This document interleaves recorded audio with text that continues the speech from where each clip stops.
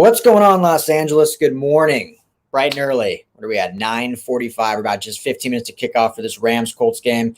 I apologize. Anyone looking for LAFB live at 8:30 this morning? My man Steven is actually driving down from Fresno to catch the Chargers-Cowboys game at SoFi. So I thought I'd just go on live myself, doing a full preview show like we do. We recap the college games, preview the Rams and Chargers at 8:30, but took care of some other stuff anyway. But I wanted to pop on here quick before this Rams kickoff and at least say what up and, some expectations I have. First, quickly, yesterday, wild day in college football. USC, man. Whew. Rough start. Looked exactly like the Stanford game. Everyone was going, woe is me. Here we go again. Same old team. Doesn't look any different. And then Dante Williams and Jackson Dart make adjustments. And the team just, scores 28 points in the third quarter, 42 unanswered points to win 42-14. I know it's against Washington State, but that's what you wanted to see. That's when you fire that coach, Clay Helton, you put Dante Williams in as your head coach. That's what you want to see was a spark light and this team play with some urgency. And they came out flat, but man, did they turn it around. So that's exciting.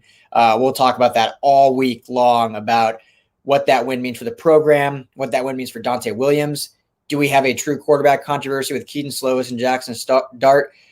Still weird to me that there's not like any news about Slovis's injury, like how serious it is or not. I still have yet to hear the severity of it. But anyway, we'll talk all week about that on the LA Football Podcast and also obviously on LAFBnetwork.com. So UCLA, I was at the Rose Bowl till about 1:30 last night.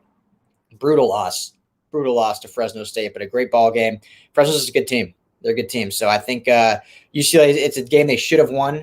They're going to be really kicking themselves down the stretch that they lost it, but it wasn't like a terrible loss. Like Fresno State's a good ball club. I think they'll end up ranked in the top 25 at some point this season, if not next week after beating or barely losing to Oregon and now beating UCLA. I think they'll be in the top 25 very, very soon. And I think that'll make UCLA fans maybe feel a little better when that happens. They're like, okay, this is actually a good ball club because that's a good team. It's the best offense UCLA will face this year, pending USC. If USC looks like they did yesterday, that could change. But pending that, Fresno State's the best offense UCLA will play this year. I said it. I have a piece up on LFBnetwork.com. Talk about the whole game and my thoughts, so make sure to check that out. What up, Jared Sports Take? How you doing, man? Pizza beat Dallas. Oh, please beat Dallas. Excuse me. For the Chargers there. So, but anyway, like I said, we're about 15 minutes from kickoff for this Rams-Colts game. So I wanted to get into it quickly. Inactives. We got obviously Bryce Perkins. You're not going to address three quarterbacks. Juju Hughes, Alaric Jackson, Bryson Hopkins, and Ben Skowronek and Bobby Brown. So not a ton of shock there. I'm a little surprised Bobby Brown. I really expected him to really crack this roster more quickly. I know they're still excited about him, know his potential. When I've spoken with Eric Henderson, he loves the talent and the potential there.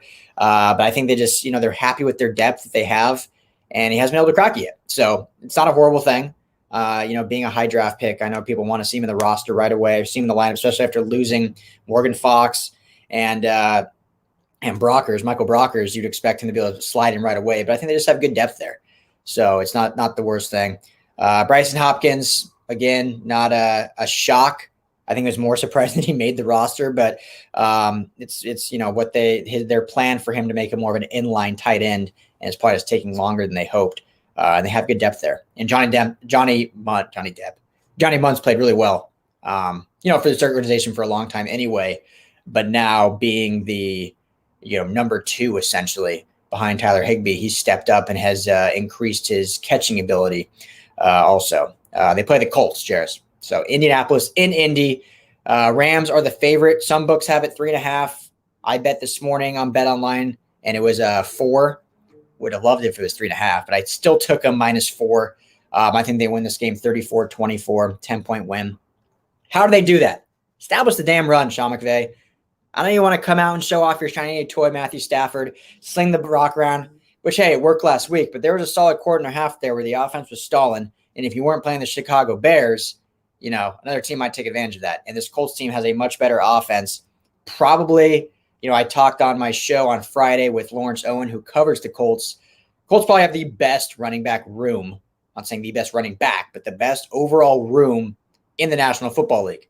with Jonathan Taylor, Nyheim Hines, Marlon Mack coming back from injury. That's a solid 3-headed attack because Mack will, I think, get some reps today as well.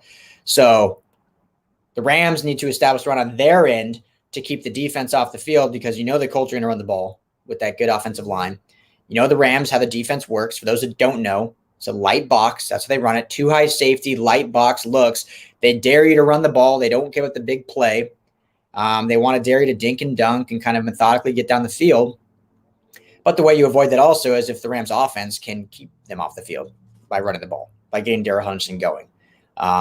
Maybe we'll see Sonny Michel more. So want to see them establish the run. I want to see 25 plus carries today, at least. Love to see 30 plus, but if you can get in that 50 play sweet spot and have 25 and 25, I mean, I know it's very rare that a team is half and half, but if you can get close to that, that's a formula for a win.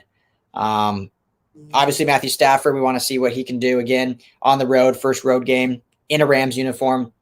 How's the deep ball going to look? Looked great against the Bears. Let's see it again. So I expect Deshaun Jackson to be more involved in this one. Will he have a 40-plus yard touchdown? I don't know. Let's make a bet. I think he might. We saw Van Jefferson. We saw Cooper Kupp last week. Now maybe it's Deshaun Jackson's turn. So, but yeah, it's going to be a tough matchup overall. I think this Colts team, I know they look sloppy and bad against the Seahawks last week, but they're a playoff team last year. Just missed out on winning the division. But took took their Bills, there we go, in the first round to the brink, almost beat them in that first round. So they're a good ball team, and they're at home with fans. So tough matchup. So I want to see establish the run, see how this Rams defense does against the Colts run. Force Carson Wentz to throw the ball, because sometimes if it's with the team on his back lately, we've seen that turns into costly turnovers, which this Rams team will gladly capitalize on. So excited for the game. Follow me at Ryan Dyrud LFB. We'll be covering it all game long. Also, Joshua Kolak, you can follow him at real_Kylo. He is at the game in Indianapolis. We'll be live tweeting and covering from there also. So make sure to give him a follow, as he'll have, much more up-to-date coverage. I mean, I'm up to date, but, the TV stream is a little behind the game stream. So follow at real Kylo as well, real_Kylo. So hope you guys enjoy the game. Hit me up. Let's chat throughout it. Would love to talk. I'll jump back on here before the Chargers kick off with the Cowboys. And we have some guys at that game as well. So I'll try to get them on here live from Thunder Alley. I think that could be fun. See what the party's like down there at SoFi. So enjoy Sunday, guys. We'll talk, like I said, at Ryan Dyrud LAFB. Hit me up.